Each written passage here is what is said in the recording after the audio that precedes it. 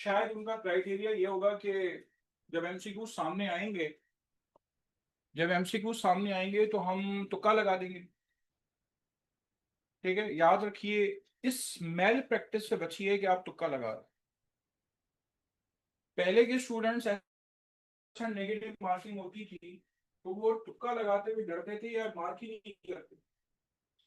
लेकिन होगा ये, तुक्का लगाने में आपको अपने बारे में पता नहीं चलेगा कि आपको आता है कि नहीं आता, वही सवाल दोबारा आ जाएगा तो आपको नहीं आता हो। ठीक, उसका ख्याल आपने टॉपिक लाजमी पढ़ा हुआ हो। ठीक है, आपने किताब की रीडिंग दी हुई हो। आपको इंशाल्लाह शॉर्टली की पॉइंट्स मिल जाएंगे। लेकिन जिस वक्त भी पॉइंट्स बांटता हूँ, मैं स्टूडेंट्स को ये कहता हूँ कि ये की पॉइंट्स आपने आखिरी महीने में उठा के रख देखने हैं। ठीक है, उसके साथ एमसीक्यूज भी मौजूद है, वो आप पहले देख सकते हैं।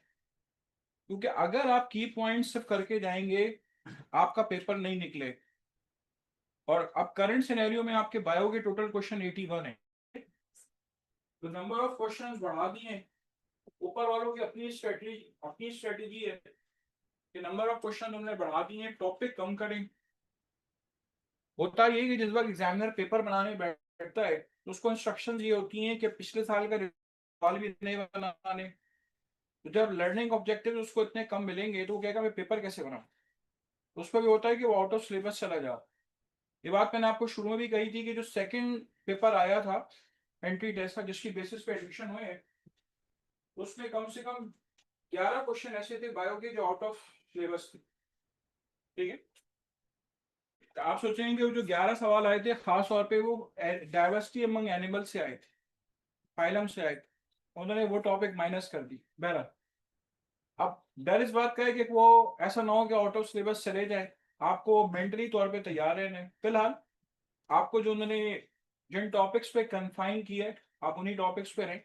ये फॉर्म एंड फंक्शंस वाला टॉपिक माइनस किया, माइनस किया, और डाइवर्सिटी अमंग एनिमल्स माइनस किया। हाँ, ऐड किया होमियोस्टेसिस, अच्छी बात है। ये टॉपिक पहले भी माइनस किया था तो नहीं करना चाहिए था। ठीक है, क्योंकि नेफ्रॉल वो मेडिकल का बहुत अहम हिस्सा है। ठीक है, और अगर किसी को किडनी के बारे में नहीं पता तो वो गलत बात है। और इसके अलावा बायोटेक्नोलॉजी, तो बायोटेक्नोलॉजी जो है वो भी उन्होंने ऐड किया, ये अच्छी बात। और मैं जो कल सिलेबस जो शेयर हुआ है, ठीक है, जो अभी न्यू सिलेबस आपका आया है, जो मैं अपनी एक्सपर्टी वाली राय अगर दूं, अगर आप गौर करें तो लिखा हुआ है नर्वस कोऑर्डिनेशन एंड कैम, और उसके आगे जो ऑब्जेक्टिव्स लिखे हैं वो सारे के सारे नर्वस वाले लिखे हैं। ये गौर किया आपने बात? आपको बताऊं कि होता यह है कि ऊपर वाले इसी तरीके से करते हैं, उसमें नुकसान स्टूडेंट्स का होता है। और फिर ये होता है कि अगर स्टूडेंट का नुकसान होता है फिर कोई हियरिंग वगैरह कुछ भी नहीं है। लास्ट टाइम भी ऐसा हुआ है, कितने केसेस हुए हैं। अब तो चले फिर भी ये सिलसिला हो गया है कि घर वाले जो है वो कोर्ट में केस कर देते हैं।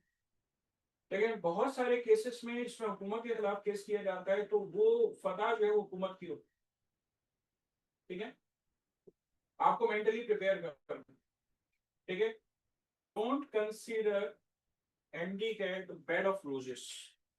ठीक है, अगर आप इसको आसान लेके चलेंगे तो आसान समझ के करेंगे।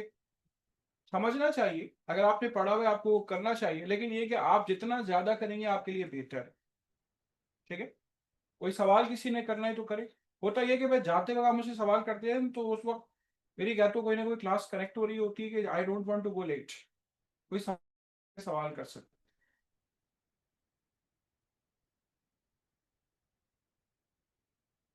पेपर डिस्कशन करके आपको जितना फायदा होता है उतना शायद ही किसी और चीज से हो। और वीक टेस्ट में आप बेहतर इवेलुएट होंगे कि how much in water you are, कि आपको कितना आता है। आपने एंडो के 3 टेस्ट दिए, अगर आपने एंडो के पास पेपर्स में क्वेश्चन देखे तो बहुत ज्यादा एंडो में आपको घुमाया फिराया नहीं गया है। अगर पिछले 15-20 साल के पेपर आपने देखे हो उसमें आपको इतना ज्यादा नहीं घुमाया गया। ठीक है, तो जिस हद तक उन्होंने लेवल रखा था वही उसी लेवल वाले क्वेश्चन हमने आपको दिए। चले, इसमें थोड़ी सी चीजें रह गई हैं मैकेनिज्म ऑफ एक्शन, ये मैं बात करने जा रहा हूँ। Going to tell mechanism of action के हार्मोन्स का मैकेनिज्म ऑफ एक्शन क्या है, फिर उसके बाद आगे टॉपिक भी करेंगे। ठीक है, क्योंकि आपका ऑलरेडी एक वीक टेस्ट अनाउंस हुआ हुआ है, तो मैं आज आपका एंडो का टेस्ट नहीं लूंगा या कोई टेस्ट नहीं लूंगा। ठीक है, और आपका जो वीक टेस्ट अनाउंस हुआ हुआ है उसी में मजीद जो एंडो पूछूंगा मैं उसी में पूछूंगा।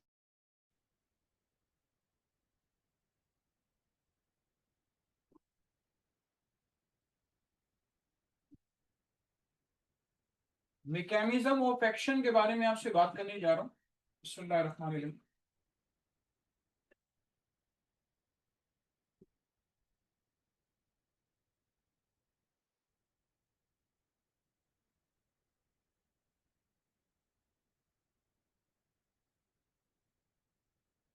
Someone is talking, I don't want such kind of behavior, please. आपको कोई बात करनी है, मैंने इसीलिए आपसे कहा कि आप हैंड रेस करके मुझसे सवाल कर सकते हैं, जब मैंने आपको इजाजत दी। जिस वक्त मैं आप हेडिंग मैंने डाली है मैकेनिक, तो मैंने आपको थिएटर में मूवी देखने के अंदाज में आपको नहीं बिठा हुआ। आप आपका दिमाग चल रहा हो कि क्या कहते हैं कि जो मैकेनिज्म ऑफ एक्शन है वो मोस्ट प्रोबेबली मैं क्या बताने वाला हूं, तो उसके लिए आपका दिमाग चल रहा हो।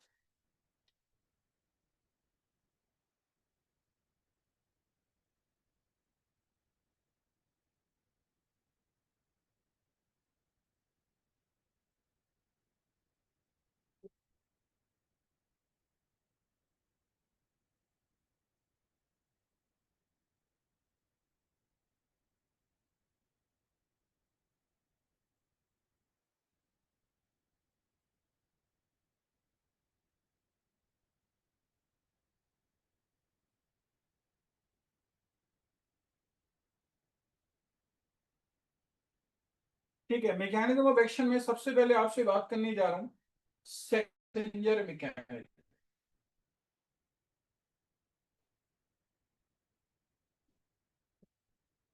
ठीक है, second messenger mechanism, also known as cyclic adenosine monophosphate mechanism. ठीक है, इसको ये नाम भी दिया जाता है। सेकंड मैसेंजर मैकेनिज्म के जरिए जो हार्मोन्स प्रोटीन इन नेचर होते हैं वो काम करते हैं। ऐसे हार्मोन्स जो कि प्रोटीनस इन नेचर होते हैं वो काम करते हैं।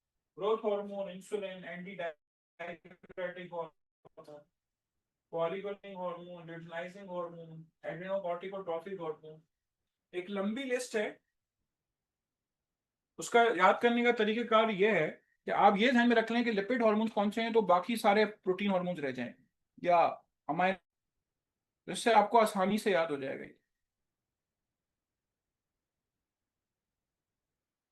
ये देखिए, ये ग्रोथ हार्मोन आएगा। ठीक है, this is growth hormone. Growth hormone आया कैसे है, यहाँ पे ब्लड मौजूद है, पिट्यूटरी ग्लैंड से ग्रोथ हार्मोन ब्लड में रिलीज हुआ और वो आपके पास आया ब्लड के जरिए, अपने मखसूस रिसेप्टर के पास आया है। ठीक है, जब अपने रिसेप्टर के साथ कंबाइन हो गया, इस रिसेप्टर का मैं नाम लिख रहा हूं, इसका नाम है एडिक साइक्लिक्स। शायद आपको ये बात पता हो कि सेल मेम्ब्रेन में कुछ प्रोटीन्स मौजूद होते हैं जो कि एंजाइम, ठीक है, जो एंजाइम के तौर पे कुछ काम करते हैं। तो ये एडिनाइलेट साइक्लेस फिर आके कंबाइन हुआ, तो ये एक्टिव हो जाता है। ग्रोथ हार्मोन खुद बाहर खड़ा रहेगा, इसको एडिनाइलेट साइक्लेस को उसने एक्टिव कर दिया। जब ये एक्टिव हो जाएगा, एक्टिव होने के बाद अब आपके पास, यहाँ आपके पास साइटोप्लाज्म के अंदर एटीपी मौजूद होगा। ये एडिनाइलेट साइक्लेस क्या करेगा, उसको साइक्लिक ईएमपी के अंदर कन्वर्ट कर, ठीक है, वो एटीपी को, एडिनोसिन ट्राइफॉस्फेट को उस साइक्लिक ईएमपी जो है उसके अंदर कन्वर्ट करते। जब वो एटीपी को साइक्लिक एएमपी में कन्वर्ट करेगा तो अब आपके पास ये साइक्लिक एएमपी क्या करेगा, पहले से मौजूद एक प्रोटीन को प्रोटीन काइनेस ए के अंदर कन्वर्ट करेगा।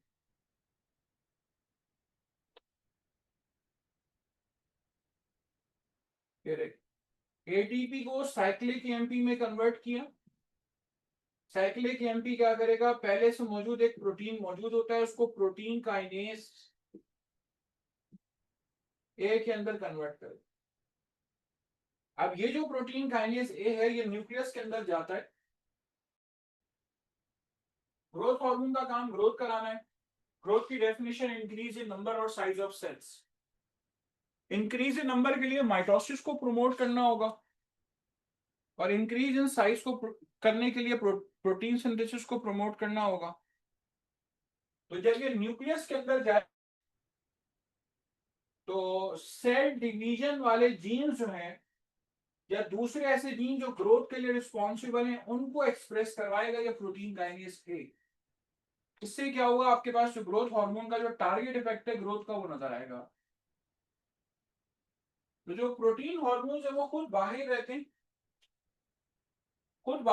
हैं, या लेकिन ग्रोथ हार्मोन को खुद न्यूक्लियस तक जाने की इजाजत नहीं, खुद बाहर है। और उसने क्या किया, अपना सेकंड मैसेंजर भेजा। सेकंड मैसेंजर कहते हैं कासिड को, किसी और को भेजा कि अपना डिजायर्ड इफेक्ट जो है वो शो कर। This is known as second messenger mechanism. ठीक है, आपको ये बात पता है कि सेल मेम्ब्रेन जो है वो प्रोटीन को इजाजत नहीं देती कि वो सेल के अंदर जाए, तो ये आपके पास बाहर खड़ा रहे। ठीक है, this is known as cyclic AMP mechanism. Cyclic AMP mechanism जो है ये कहलाता है। उसके बाद आइए जो दूसरा मैकेनिज्म है आपके पास वो है डायरेक्ट एक्शन मैकेनिज्म।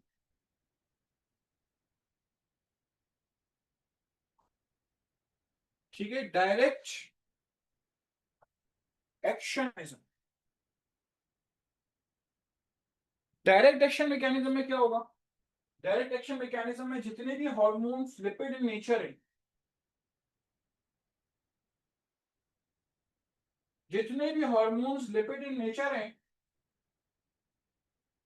देखिए स्टेरॉइड जो है वो लिपिड्स की फॉर्म है। तो कहीं कभी आपको ये लिखा मिले स्टेरॉइड, तो स्टेरॉइड जो है वो आपके पास सब टाइप से लिपिड की। तो जो स्टेरॉइड आएंगे, ये स्टेरॉइड हार्मोन है, इसको लिपिड बैरियर नहीं रोकेगी, अंदर चला जाएगा। और अंदर जाने के बाद ये देखिए जहां पे लिपिड हार्मोन के रिसेप्टर्स मौजूद होते हैं, फिर ये दोनों कंबाइन फिर न्यूक्लियस के अंदर जाए, यानी हार्मोन खुद न्यूक्लियस के अंदर जाएगा। ठीक है, हार्मोन जो है खुद न्यूक्लियस के अंदर जाएगा और अपना डिजायर्ड इफेक्ट जो है वो शो कराएगा। ठीक है, आता है direct action mechanism. Direct action वाली बात अगर किसी को याद ना रहे तो आप ये देखें कि आप जो भी क्रीम या ऑइंटमेंट लगाते हैं, कोई भी अपनी स्किन के ऊपर कोई क्रीम लगाते हैं, तो वो सारी की सारी ऑयल बेस्ड होती है। इसलिए होती हैं कि उनको बनाया ऐसे गया है कि जो भी मेडिसिन है उसका इंग्रेडिएंट उसमें शामिल किया जाता है उस ऑयल बेस्ड चीज में, ताकि वो जो है वो आसानी से एब्जॉर्ब हो जाए और लिपिड बाइलेयर उसको रोके नहीं। अगर वो सिर्फ प्रोटीन बेस्ड हो तो सेल के अंदर कैसे जाए, तो परमिएबिलिटी बढ़ाने के लिए उसको जो है वो ऑयल बेस्ड या लिपिड बेस्ड जो है वो बनाया जाता है। ठीक है,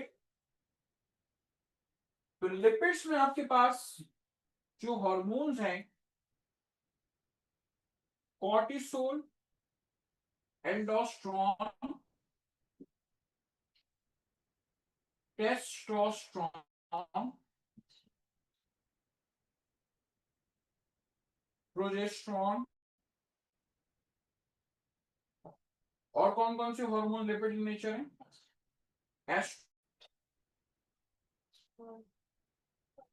कॉर्टिसोल कॉर्टिकोस्टेरॉइड एक ही बात।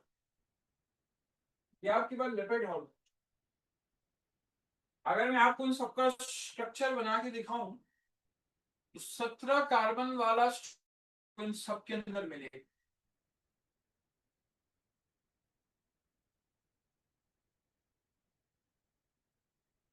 ये 17 कार्बन स्टेरॉइड न्यूक्लियस है, को इन सब के अंदर ये 17 कार्बन वाला स्टेरॉइड न्यूक्लियस मिलेगा। ठीक है, जो इनके लिपिड होने, लिपिडिक होने की दलील कि they are lipid in nature. ठीक है, this is known as action mechanism.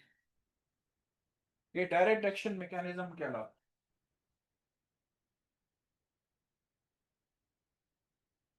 अच्छा, थोड़ी सी एक चीज एक्सेप्शन में आपसे बात करूंगा। एपिनेफ्रिन, एपिनेफ्रिन, नॉर एपिनेफ्रिन और इसके अलावा आपके पास थायरॉक्सिन। एक बात याद रखिएगा, प्रोटीन, प्रोटीन की अपनी डेफिनेशन ये है कि पॉलीमर ऑफ अमाइनो एसिड्स। बहुत सारे अमाइनो एसिड आपस में जुड़ते हैं।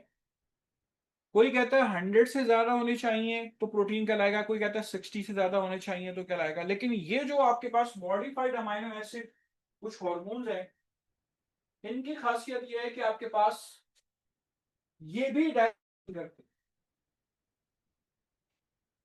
ठीक है, इनका भी एक्शन डायरेक्ट है क्योंकि ये बहुत साइज इनका बहुत छोटा होता है। These are modified amino acid।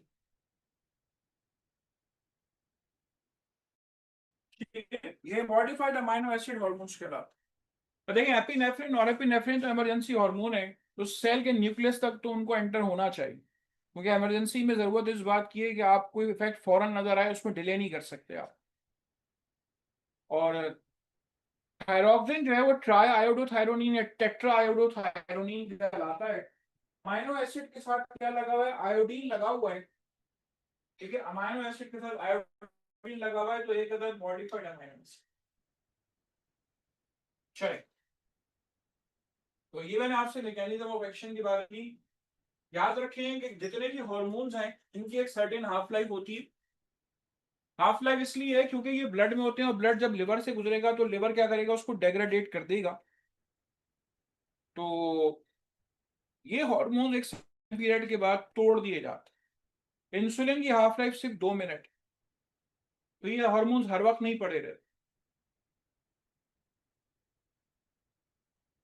हाँ, ये और बात है कि कुछ लोगों का अगर लिवर फेल हो जाए, लिवर फेलियर में चला जाता है, तो उसमें क्या होता है कि उनकी जो ब्रेकडाउन लेवल होती है ना हॉर्मोन्स की, वो बहुत स्लो हो जाता है। सबसे इंपॉर्टेंट जो आपके लिपिड हार्मोन है उनका ब्रेकडाउन लेवल बहुत स्लो हो जाता है, जिनका लिवर फेल होता है। और फिर उनमें क्या होता है, उनमें जो हार्मोन्स का लेवल जब राइज होता है तो फिर उसके लिहाज से सिम्टम्स बॉडी में नजर आ रहे होते हैं। ठीक है, जो एलिवेटेड हार्मोन्स के सिम्टम्स होते हैं वो सिम्टम्स जो है वो नजर आ रहे हैं। चलें, कोई बात पूछनी है पूछें, सवाल करें, हैंड करें करें।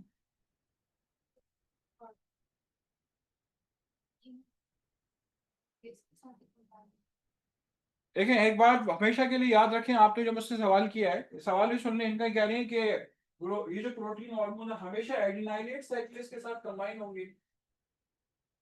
देखें, अव्वल तो एक बात सुनने, हमेशा का लफ्ज, कोई आपसे ये कहे कि आपके हाथ में हमेशा, इंसान के हाथ में हमेशा 5 उंगलियां होती हैं, आपके हमेशा का लफ्ज तुमने इस्तेमाल कर दिया, इसका एमसीक्यू में ऑप्शन है नो। 5 तो या 6 भी होती हैं, हेक्साडेक्टाइल भी होते हैं। कोई क्या हमेशा इंसान का हार्ट लेफ्ट साइड पे होता है, तो जवाब है नो। ठीक है, तो बायोलॉजी में हमेशा जो आपके पास है वो क्या कहते हैं कि लफ्ज इस्तेमाल नहीं होता।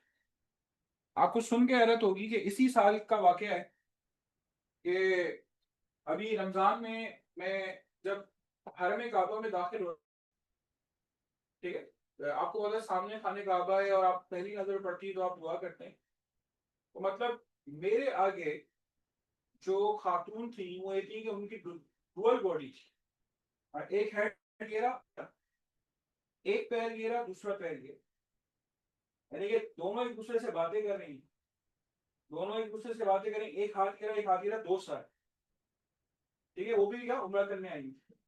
मतलब आप हमेशा किसी उस पर बात ही नहीं कर सकते, हमेशा का लफ्ज नहीं इस्तेमाल लिया। और आई रियली अमेज, ये चीज मैंने अपनी वैसे सुनी थी लेकिन अभी आप डायरेक्ट अपनी आंखों से नहीं देखी।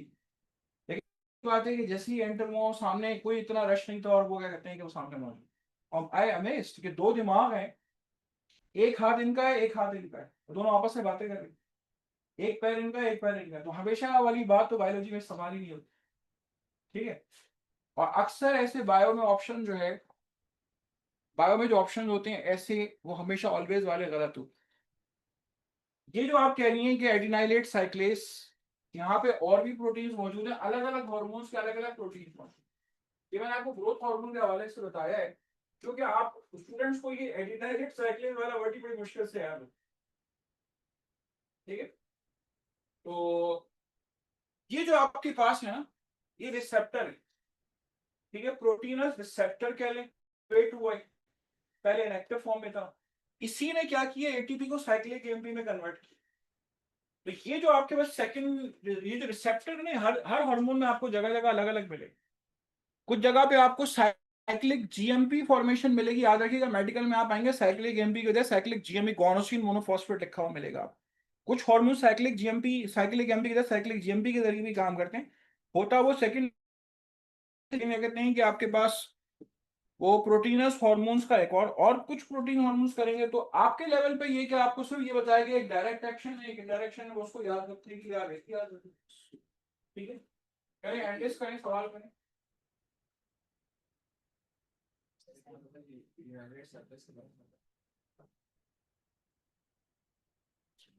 क्या बताओ, इसका जब आता है ए एस ई वर्ड आ रहा है, ठीक है, जब ए एस ई वर्ड आ रहा है तो उससे ये बात समझ में आ रही है कि जिसके भी आगे ए एस ई वर्ड आता है तो वो एंजाइम होता है, ठीक है। प्रोटीन हार्मोन सेल की surface पे मौजूद किसी प्रोटीन से आके कंबाइन होता है, उस प्रोटीन का नाम ग्रोथ हार्मोन के लिए एडिनाइलेट साइक्लेस, कि वो क्या करेगा उसको एक्टिव कर देगा, पहले इनएक्टिव फॉर्म में मौजूद था, जब वो एक्टिव हो जाए तो अब चूंकि ये एंजाइम है, ठीक है, ये एज एन एंजाइम काम करते हुए इसका जो दूसरा एंड है, जो साइटोप्लाज्म की तरफ वाला एंड है, वो क्या करेगा, वो एटीपी को साइक्लिक एमपी में कन्वर्ट, ठीक है। तो this is working as an enzyme, पहले इनएक्टिव फॉर्म में मौजूद था, अब आपके पास जैसे ही ग्रोथ हार्मोन इससे कंबाइन हुआ वो एक्टिव होगी।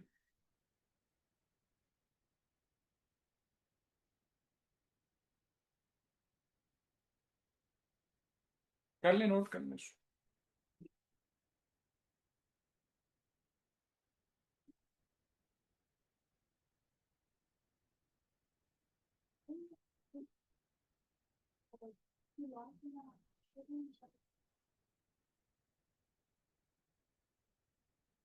अमाइनो एसिड की कैटेगरी किसे,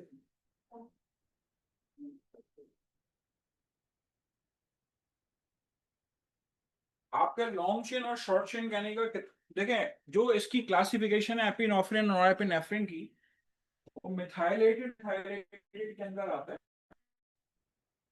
और जो बायोकेमिस्ट्री एमबीबीएस की जो बायोकेमिस्ट्री है उसमें आप कभी भी लॉन्ग चेन शॉर्ट चेन करके इसको पढ़ते नहीं है, आप मिथाइलेटेड और नॉन मिथाइलेटेड से, ठीक है, या स्टेटस एपिनेफ्रिन और non epinephrine, alpha 1 alpha 2 beta 1 beta 2 agonistic, ठीक है, एगोनिस्टिक वर्ड जो इनकी क्लासिफिकेशन, इनको शॉर्ट चेन लॉन्ग चेन करके नहीं पढ़ा जाता, ये दोनों non specific alpha 1 alpha 2 beta 1 beta 2 agonistic hormones हैं, मॉडिफाइड अमाइनो, आपके 20 अमाइनो एसिड्स हैं जो आपके प्रोटीन सिंथेसिस में सेकंड ईयर में पढ़े, उसमें कहीं भी ये नाम आपने नहीं देखे, ठीक है। तो ये अमाइनो एसिड ही नहीं, ये मॉडिफाइड अमाइनो एसिड, इसके अंदर कोई एडिशनल ग्रुप आके लगेगा, ठीक है। अमाइनो एसिड क्या होता है, अमाइनो एसिड ये है कि कार्बन मौजूद है, कार्बोक्सिलिक एसिड ग्रुप मौजूद है, ग्रुप मौजूद है, ये हाइड्रोजन मौजूद है और ये फंक्शनल ग्रुप रेडिकल मौजूद। अब इस रेडिकल के चेंज होने की बेसिस पर आप किसी भी चीज को जो है वो आप अलग अलग अमाइनो एसिड्स में कैटेगराइज कर सकते हैं, लेकिन उसके अंदर कार्बोक्सिलिक एसिड ग्रुप और अमाइनो ग्रुप मौजूद है, तो आप उस बेसिस पे इसको अमाइनो एसिड में काउंट करें। ठीक है, अब रेडिकल चेंज हो जाएगा तो आपके जो 20 अमाइनो एसिड ऑलरेडी जो मौजूद है वो सारे आपस में इसी रेडिकल की बेसिस पे डिफरेंशिएट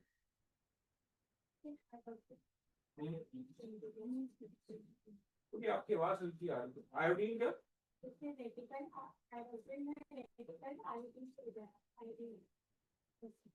जी।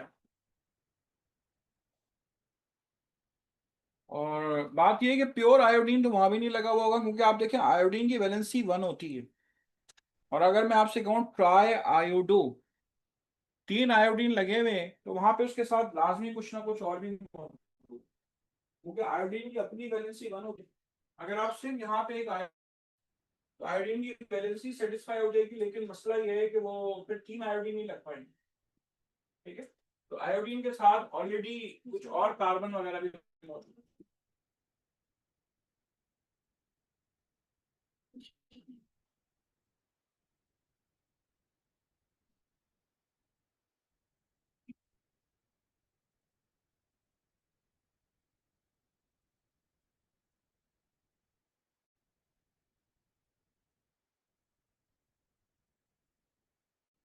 इसका सवाल बड़ा है कि डायरेक्ट एक्शन और इनडायरेक्ट एक्शन वाली बात, सेकंड मैसेंजर मैकेनिज्म, बहुत ही सिंपल सवाल आता है कि हाँ हार्मोन का देंगे, और मैंने आपको दिए हैं आपके पेपर में, क्योंकि बड़ा सिंपल सवाल इसका।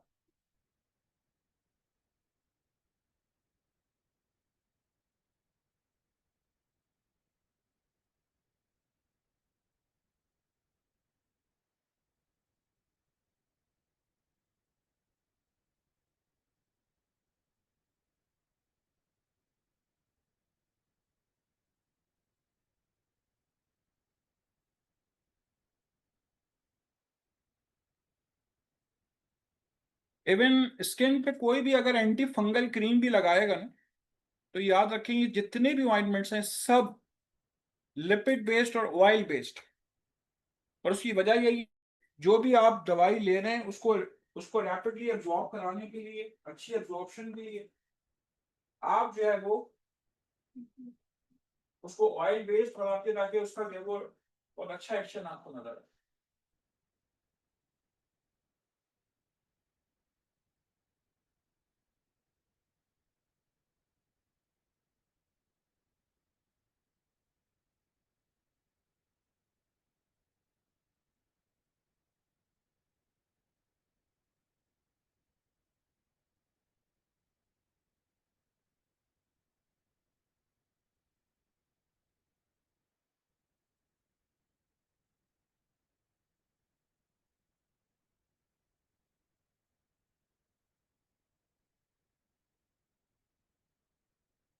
हो सकता है कि आप मुख्तलिफ चीजें देखेंगे, आपको कहीं पे, ये देखिए बेटा इधर, यहाँ पे डोपामीन का नाम मिल जाए तो देखिए इसमें कोई हर्ज नहीं है कि हम डोपामीन को एज अ हार्मोन भी बात कर सकें।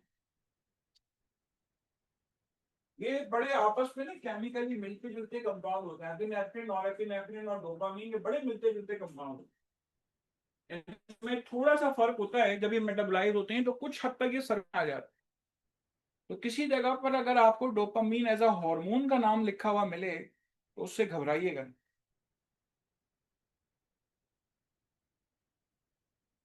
हम्म, एपिनेफ्रिन और एपिनेफ्रिन भी तो न्यूरोट्रांसमीटर है। Dopamine is synthesized by substantia nigra of basal ganglia of brain, and it behaves like a neurotransmitter. Deficiency of it causes Parkinson's disease. ठीक है, मैं आपसे इसीलिए अर्ज कर रहा हूँ कि एपिनेफ्रिन और नॉरएपिनेफ्रिन मॉडिफाइड अमीनो एसिड है, डोपामीन भी। ये एपिनेफ्रिन और एपिनेफ्रिन की जब सिंथेसिस हो रही होती है तो पहले उसके बाद एपिनेफ्रिन और एपिनेफ्रिन बनती है। तो जब एड्रिनल मेड्यूला में जब उसकी सिंथेसिस हो रही होती है तो वहां पे आपके पास बाजू का डोपामीन भी सर्कुलेशन में आ रहा है।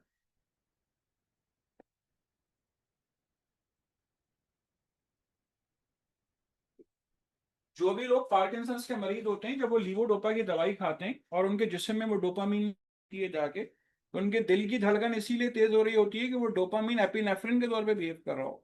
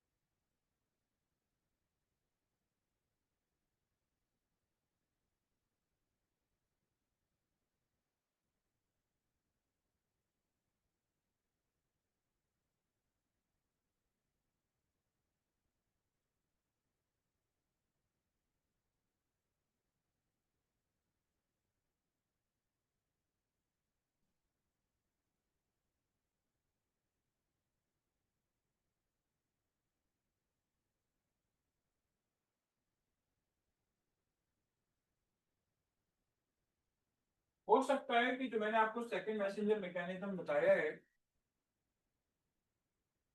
ये इंसुलिन के हवाले से आपसे पूछ लिया जाए कि भाई इंसुलिन हार्मोन आया है, लेकिन इंसुलिन भी आपके पास सेकंड मैसेंजर मैकेनिज्म के जरिए काम करता है, साइक्लिक ईएमपी मैकेनिज्म के जरिए काम करता है। साइक्लिक ईएमपी मैकेनिज्म के जरिए काम करता है। तो जितने प्रोटीन हार्मोन्स हैं, ये आपको लिस्ट बताइए, ये लिपिड हार्मोन्स हैं, ये मॉडिफाइड अमीनो एसिड हार्मोन है, इसके अलावा जितने भी हार्मोन हैं सारे प्रोटीन। ठीक है, हार्मोन हैं सारे प्रोटीन हैं।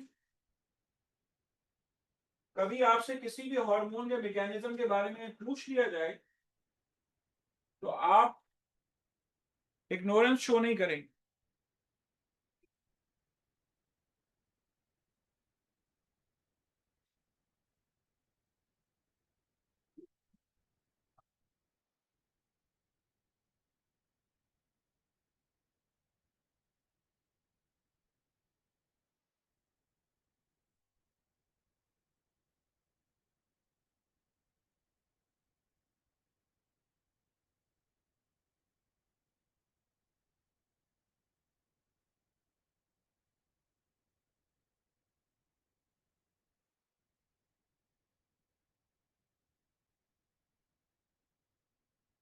बहुत ज्यादा देर हो गई, तेज हाथ चलाएं भाई।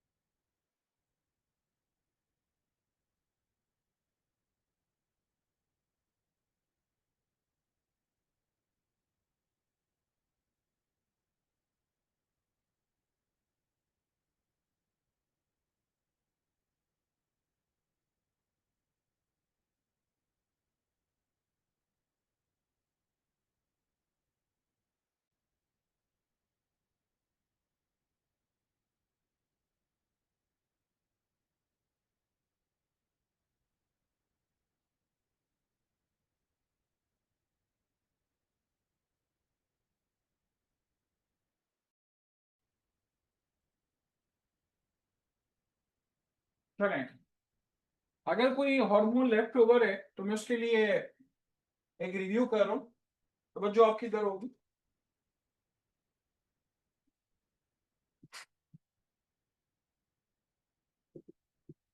एरिथ्रोपोइटिन कहाँ से रिलीज होता है, आपसे बात कर रहा हूँ। फंक्शन क्या है? कॉपी में से देखने को थोड़ी बोला है। नहीं बताओ, नहीं बताओ। इरेथ्रोपोइटिन कौन रिलीज का फंक्शन क्या है? एक बात बताओ, इसका नाम जो है, इसके नाम से कुछ पहचानती हो? इसके नाम पे गौर करोगी तो काम खुद ब खुद समझ में आ जाएगा। एरिथ्रो का मतलब क्या होता है?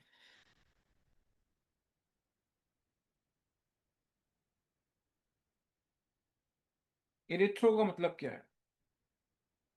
बेटा आप बताओ। हाँ, ठीक है, आप कह रही किडनी रिलीज करती है, चाहिए और ठीक है, रिलीज बाय किडनी।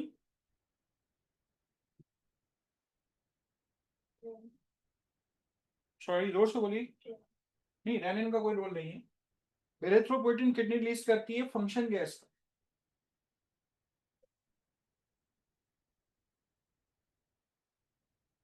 एरिथ्रोपोइटिन का फंक्शन क्या है, बताएंगी?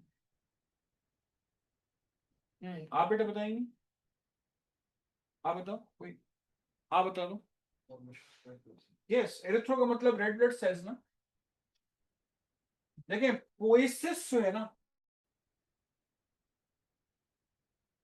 पोएसिस जो है वो सेल्स की फॉर्मेशन को कहते हैं। ठीक है, पोइस फॉर्मेशन को कहते हैं, सेल्स के बनने को कहते हैं। तो एरिथ्रोपोइटिन क्या करता है? Formation of red red blood cell जो है उसकी फॉर्मेशन में रोल प्ले करता है।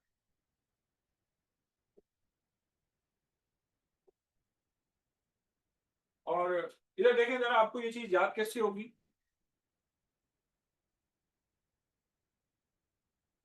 मेरे ख्याल से यहाँ बैठे हुए हर स्टूडेंट को ये पता होगा, और अब तो मैं बात भी कर सकता हूँ, होम्योस्टेसिस शामिल हो गया आपके। किसी की दोनों किडनीज अगर फेल हो गई, किसी की खुदा न खास्ता अगर दोनों किडनीज फेल हो गई, उसका सबसे बड़ा मसला क्या आता है?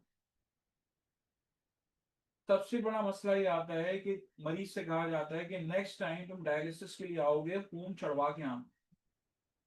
खून क्यों चढ़ा के आना? उसको कहते हैं कि देखो आपका ब्लड प्रेशर बहुत कम है क्योंकि खून की कमी है। अगर आपकी डायलिसिस हमने कम ब्लड प्रेशर में की तो आपकी डेथ वाकई हो सकती है, तो खून चढ़वा के आना। तो एक तो ये एडवाइस की जाती है, और अगर मरीज अफोर्ड कर सकता है उसको कहते हैं एरिथ्रोपोइटिन के इंजेक्शन लगवाने, पर्चे में लिख के दे देते हैं एरिथ्रोपोइटिन के इंजेक्शन कि वो लगवा लो। किडनी एक हार्मोन बनाती है ये एरिथ्रोपोइटिन क्या करती है? ये एरिथ्रोपोइटिन हार्मोन जो है ये बोन मैरो पे काम करती है और रेड ब्लड सेल्स की फॉर्मेशन कराती है। ठीक है, रेड ब्लड सेल्स की फॉर्मेशन काम करती है। इससे क्या होता है? खून बढ़ जाता है और मरीज का ब्लड प्रेशर नॉर्मल हो गई तो डायलिसिस होगी, वरना डायलिसिस कैसे होगी? तो एरिथ्रोपोइटिन हार्मोन के बारे में याद रखें कि किडनी करती है, ठीक है, और रेड ब्लड सेल्स की फॉर्मेशन करती है। इसके बाद आइए, अगला हार्मोन है आपके पास। मैंने गैस्ट्रिन के बारे में आपसे बात की है। गैस्ट्रिन कौन रिलीज करता है? स्टमक रिलीज करता है। ठीक है, गैस्ट्रिन जो है वो स्टमक रिलीज करता है। और गैस्ट्रिन का काम क्या है? गैस्ट्रिन एज अ हार्मोन काम करता है कि promote digestive enzyme secretion from stomach. ठीक है, स्टमक से डाइजेस्टिव एंजाइम्स की सीक्रेशन को प्रमोट करता है,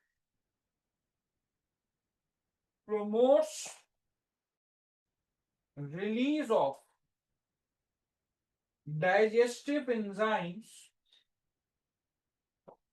from stomach। ये गैस्ट्रिन का काम हो गया। उसके बाद आइए सैक्रेटिन। ये मैंने आपको लास्ट टाइम भी बताया था। सैक्रेटिन स्मॉल इंटेस्टाइन रिलीज करता है। ठीक है, रिलीज कहां से होता है? स्मॉल इंटेस्टाइन से। करता क्या है? Promotes carbonate rich secretions from pancreas. इधर देखिए, अभी हमने सिस्टम पढ़ा नहीं है। आपके स्टमक में जो HCl रिलीज हो रहा होता है वो पीएच तकरीबन ड्रॉप करवा देता है 0.8। स्टमक की पीएच तकरीबन ड्रॉप करवा देता है 0.8। आपके उसमें 1.5 to 2 लिखा हुआ है फाइनल। जब इतना एसिडिक फूड जब इतना एसिडिक फूड स्मॉल इंटेस्टाइन, तो इस एसिडिक फूड को न्यूट्रलाइज करने के लिए इस एसिडिक फूड को न्यूट्रलाइज करने के लिए पेनक्रियास से बाइकार्बोनेट सिक्रीशंस को रिलीज किया जाता है। ठीक, को रिलीज किया जाता है। जब ये बाइकार्बोनेट आयंस रिलीज होते हैं, उससे क्या होता है कि जो आने वाला एसिडिक आयन है वो न्यूट्रलाइज होता है। ठीक है, उससे क्या होगा, आने वाला जो एसिडिक आयन होता है वो न्यूट्रलाइज हो जाता है। तो ये उसको न्यूट्रलाइज होने में मदद देता है। ठीक है, न्यूट्रलाइज करने में मदद देता है। चलें, सेक्रेटिन के पॉलीसिस्टोकाइनिन पॉलीसिस्टोकाइन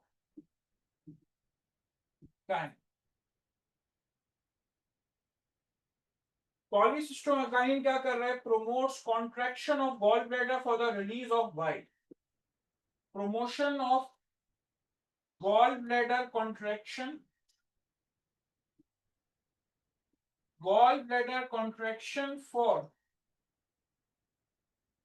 for release of bile।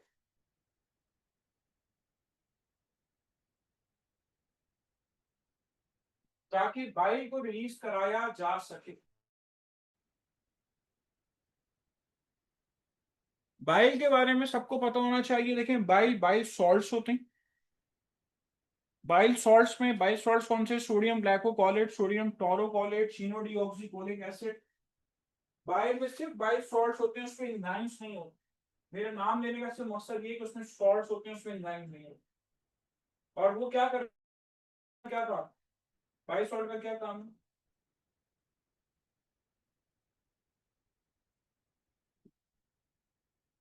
Bile salts का वाहिद काम इमल्सिफिकेशन होता है। इमल्सिफिकेशन किसे कहते हैं, conversion of big drops of fats into smaller droplets. उस पेनक्रेटिक लैपिस काम करेगा, उससे पहले पेनक्रेटिक लैपिस काम नहीं करता। ठीक है, तो गॉल ब्लैडर की कॉन्ट्रैक्शन करती है, तो गॉल ब्लैडर की कॉन्ट्रैक्शन से बाइल रिलीज होके बाइल गॉल ब्लैडर के अंदर स्टोर होता है। यार बनाता है, गॉल ब्लैडर के अंदर बाइल स्टोर होता है, तो गॉल ब्लैडर की कॉन्ट्रैक्शन कराता है कि बाइल रिलीज होके कहां जाए, स्मॉल इंटेस्टाइन में। ठीक है, चलें इसके बाद आइए। कौन रह गया?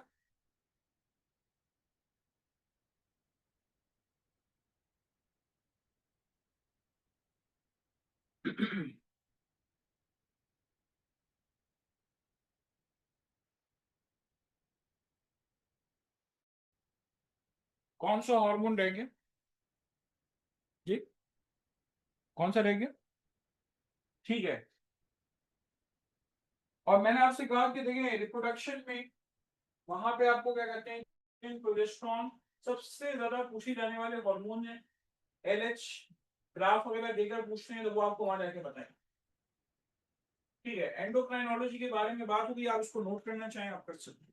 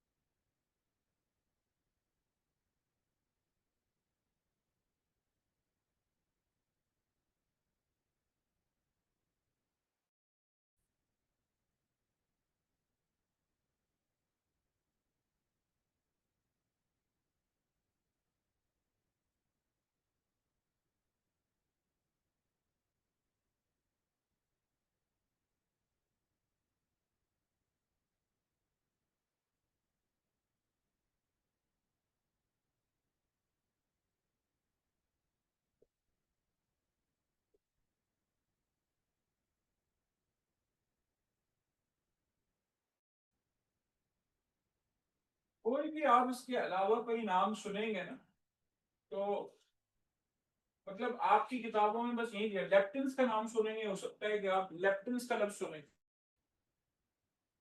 जिनको भूख ज्यादा लगती है ना, हर वक्त खाते रहते हैं, उनको शुगर भी फिलहाल नहीं है, तो उनमें दरअसल लेप्टिन्स की सिक्रीशन होती है स्टमक के अंदर। वो लेप्टिन्स क्या करते हैं,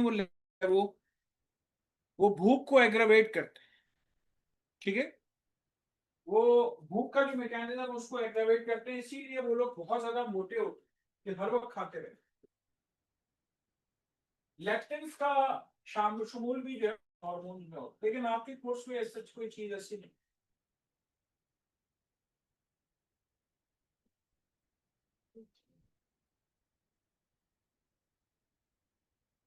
क्या करूं?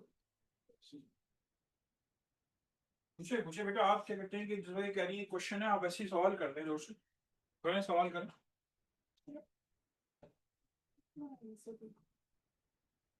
आप देखेंगे लगभग आपको मैं बात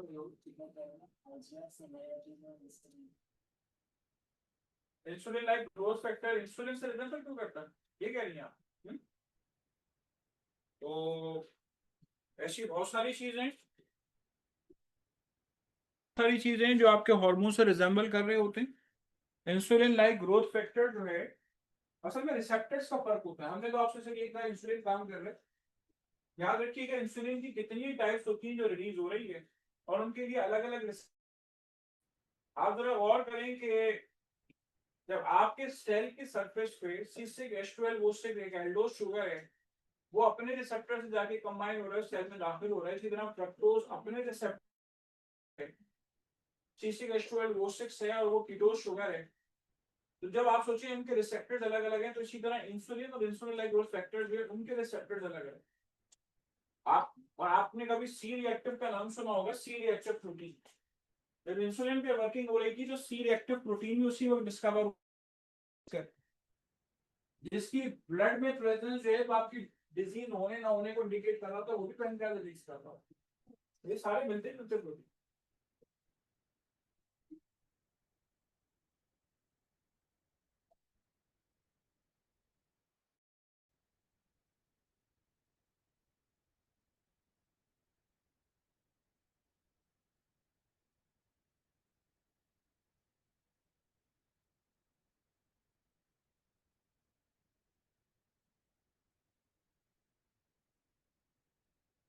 ठीक है, आगे बात कर सकता हूँ।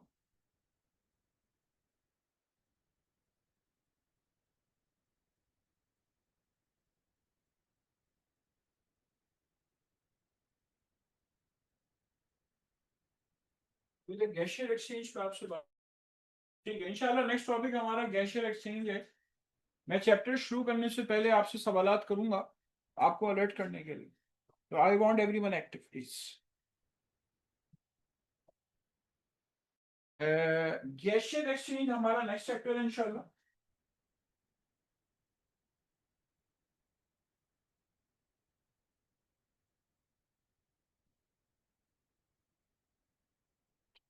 गैशियर एक्सचेंज में सबसे पहला सवाल है, बहुत आसान सवाल कर रहा हूँ, बगैर मेरी इजाजत की कोई बोलेगा नहीं। मेरा सवाल है टाइडल वॉल्यूम है।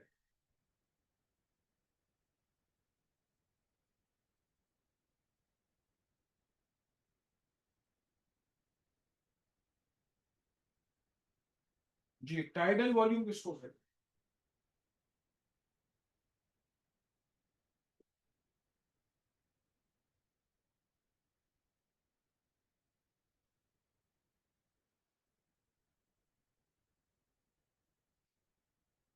जी, आप जवाब देना चाह रहे हैं, बड़ी शाबाश। जी, कितना होता है? ये आंसर्ड वेरी वेल। इन्होंने कहा कि सर सांस अंदर जा रही है, बाहर आ रही, सांस अंदर जा रही है, बाहर आ रही। आप अपने कर लें। मुझ पे गौर कर लें कि मैं सांस ले रहा हूँ, सांस बाहर एक्सेल आउट कर रहा हूँ। तो आधा लीटर हवा लंग्स में जा रही है, आधा लीटर बाहर आ रही है, इसको कहते हैं tidal volume. The volume of air inspired or expired during normal breathing process called tidal volume. ठीक है, ये था पहला सवाल.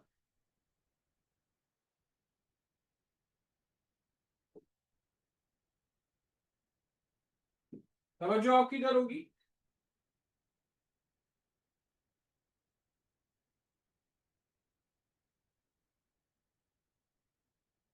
क्या देखें,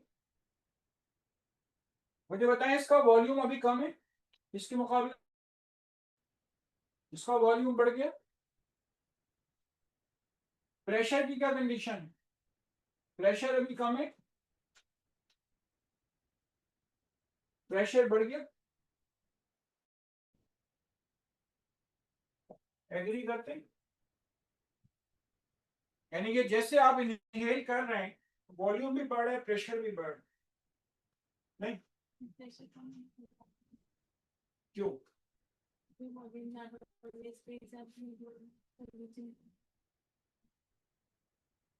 अच्छा ये कह रही है वॉल्यूम बढ़ गया तो प्रेशर भी कम हो गया, यानी इस पे तो इसका फैसला कैसे करें.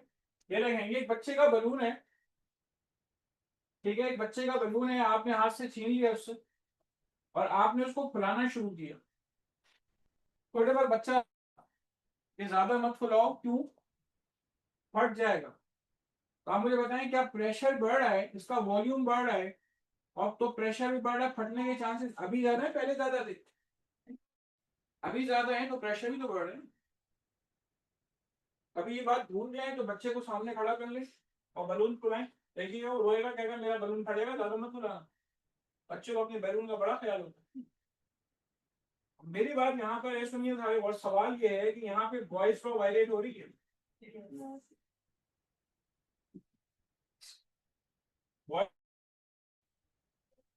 आपने कभी मुझे मजाक करते हुए देखा, मैं बिल्कुल मजाक के बोल नहीं, अभी भूल के मजाक के बोला. Always I want to keep myself serious. ठीक है, सबसे बहुत सीरियस सवाल है, वॉइस लॉ की आप बताइए. यस, वॉइस लॉ तो गलत नहीं है ना. At constant temperature, volume of given mass of a gas is inversely proportional to pressure applied. यहाँ तो वॉइस लॉ वायलेट हो रही है. आपके एंटी टेस्ट का सवाल है, आपको पता है कि मैं आपसे पूछ रहा हूँ इसको, बोले. यहाँ तो वॉइस लॉ वायलेट हो रही है. नहीं तो बेटा टेम्परेचर तो हमने अभी कांस्टेंट रखा है. मैं सांस ले रहा हूँ तो अभी क्या कहते हैं कि सांस लेने के दौरान टेम्परेचर तो कांस्टेंट है, टेम्परेचर तो उसको आप भूल जाएंगे वो टेम्परेचर चेंज हो. लॉ वायलेट हो रही है, इसका कोई जवाब दे रहे हैं. आपकी केमिस्ट्री फिजिक्स क्या कहती है, यहाँ तो वॉइस लॉ वायलेट हो रही है, वॉल्यूम बढ़ रहा है तो प्रेशर बढ़ रहा है. और कोई अगर ये ना माने कि भाई प्रेशर बढ़ रहा है, तो मैंने आपको बच्चे की मिसाल दे दी कि आप बलून लें, उससे फुलाना शुरू कर दें, बच्चा रोने लगेगा कि अंकल मेरा बलून फट जाएगा, मत फुले मत.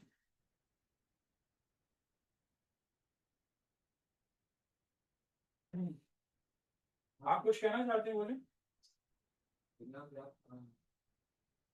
ये भी क्वांटिटी ऑफ फिक्स है.